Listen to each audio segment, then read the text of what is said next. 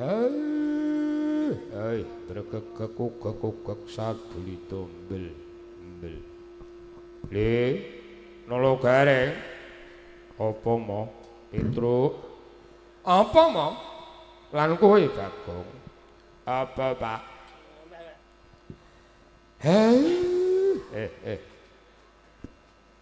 Kowe lan aku iki ana ing desa Sumber kuwi mung dadi pamomong, tegese kowe kuwi kabeh pamong. Pamong kuwi kudu bisa ngomong marang para kawula kang mbutuhake. Duli, Gareng. Iya, Mo. Kapiye wartane desa, Duli? Apa padha ayem tentrem kalih sing sambikala ora ana apa-apa. Mo. Yen Rama njaluk kabar utawa warta desa iki ora ana apa-apa kalih sing sambikala. Syukur mangayu bagéyan kaya ngono, Li. Merga ngene, Gareng Petruk lan kowe Bagong. Piye, Mo? Piye, Pak? Iki dina ing desamu iki ana sawijining kawula kang nembe kagungan kersa. Mula merga kowe lan aku ki nampa tunjukan. Gelem ora gelem tetep kowe lan aku kuwi melu nyengkuyung marang kang kagungan kersa aja nganti ana sambikala apa-apa. Le, kang tak rungake, Gareng Petruk apa dene kowe Bagong? Piye, Mo? Piye, Mo? Piye, Pak? Iki nggone kagungan kersa iki najan kang ditimbali wujud ketoprak. Nanging tenane kang dikersakake iki mung ngruwat putrane. Merga putrane kuwi siji. Siji kuwi akeh kang padha ngarani anak untang-anting. Kuwi lamun ora karuwat kuwi Nandang Sukerta. Wong iki kang namun Nandang Sukerta kuwi kepiye wae dadi pangancame utawa pengincime Sang Hyang Bathara Kala. Sebab Sang Hyang Bathara kuwi sawijining pagedhining jajelanat.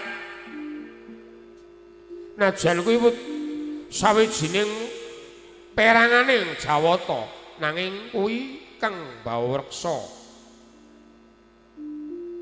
Jim setan priprayangan ana ing alam donya kuwi Sang Hyang Bathara Kala.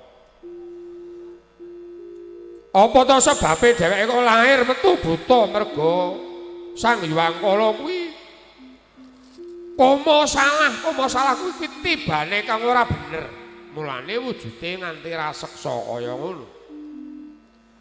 Lah njaluke mangan kuwi mangan kang ora lumrah. Cadange pangan Bathara Kala kuwi pirang-pirang ing jagat iki. Anak siji, anak loro, anak telu, papat, lima nganti 7. Kuwi ana sambikalane kabeh, ana jenenge kabeh siji-siji. Mula lamun kabeh mau ora ndang karuan.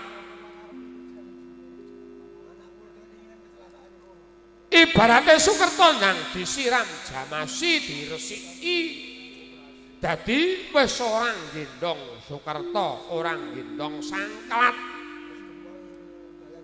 Ngono lho, mulane kowe kabeh padha takon lumpuk. Iki tenane mung aku arep menehi kabar karo kowe-kowe kabeh. Iki sawetara merga ora ketang dikaya apa sithik. Mbok akeh aku iki duwe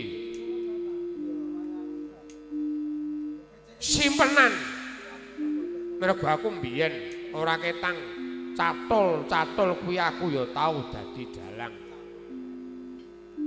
Kang diarani dalang Sangga Buwana kuwi dalang pangruwatan. Dalang pangruwatan kuwi siji kudu ngerti uga rampen sesaji. Uga rampene saji pangruwatan kuwi kudu jangkep ora ketang setitik kudu ana. Yen ora jangkep le merga sapa wae kang wis wani madeg dadi dalang Sangga Buwana kuwi cilik akeh mbuh sithik akeh kuwi ana mele utawa ana dongane. Ya ana tirakate, mula ya Le. Kowe lan aku padha nglumpuk ning papan kene mbok menawa mengko.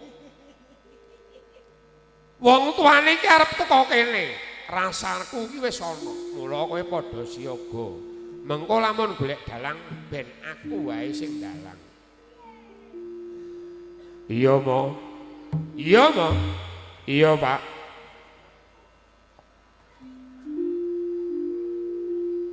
Mulane ya Le prenjak ganter ing sirap sisih tengen iki adane bakal ana tamu. Mulane kowe kabeh padha kono padha minggir monggo kula aturi pinalak.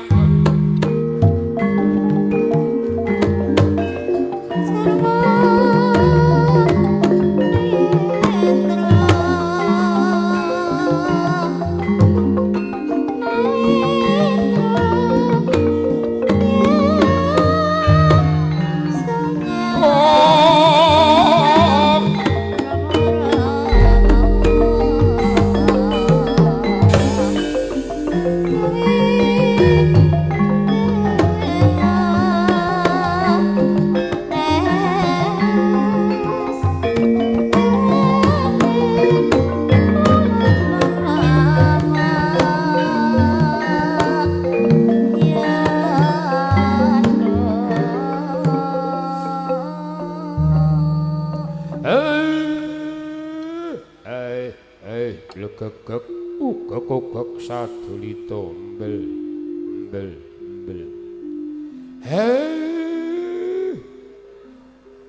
Panjenengan menika sinten, Den? Lan wonten kabetan menapa? Wanci kados ngeten semune radi mendung. Kok mboten ajrih kejawan. Kersa rawuh wonten ing rompok kula. Inggih. Nuwun sewu nggih. Nggih pangapuntenipun menawi kula menanggen kula dumugi wonten dalemipun kula mboten paring pekabaran. Awit kula nggih ngupadi dalang Sangga Buwana miturut kandhaning para tangga tepalih panjenengan menika dalang Sangga Buwana.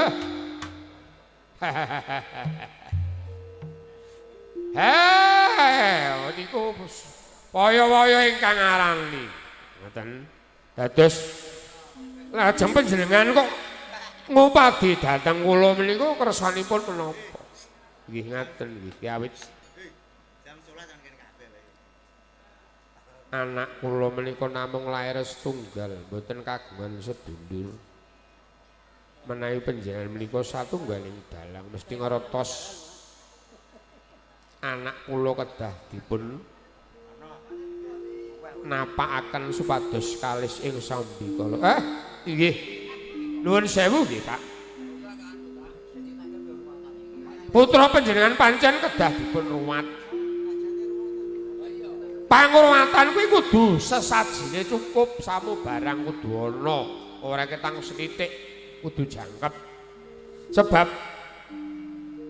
menawi boten karuwat ora ketang saged belasan minangka sarana pangurwating sengkalane dhateng ingkang putra.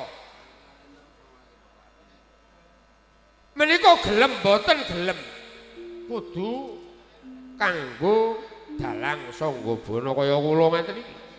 Ora ketang mengso delok.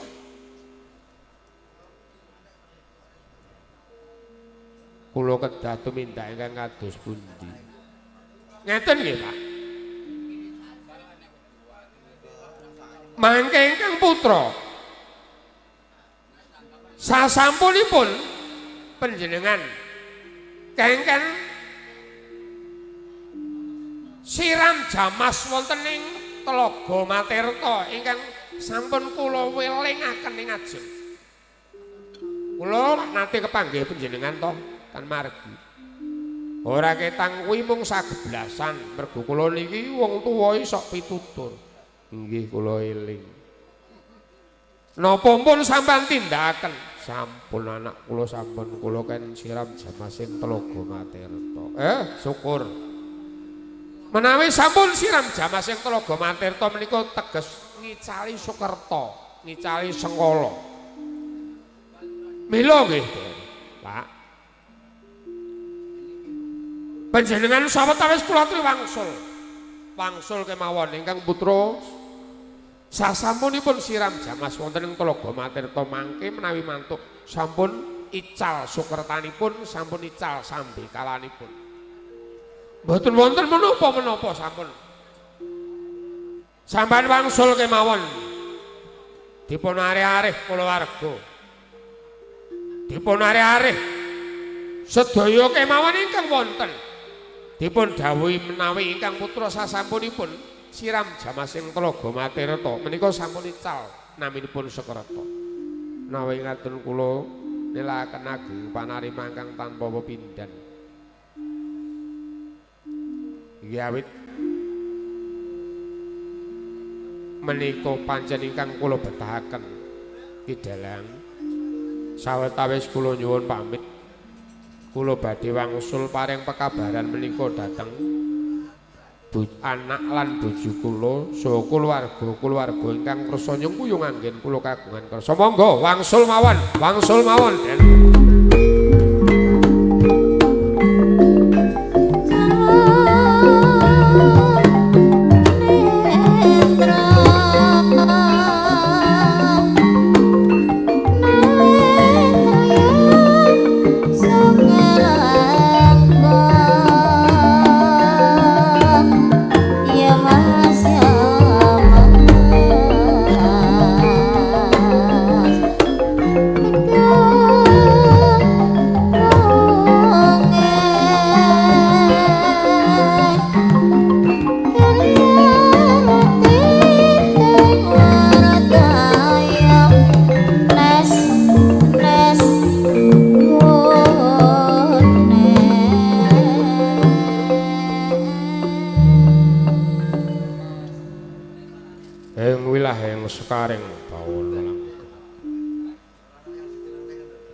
Tumusa marang panyuwunku marang Gusti kang gelar jagat, muga-muga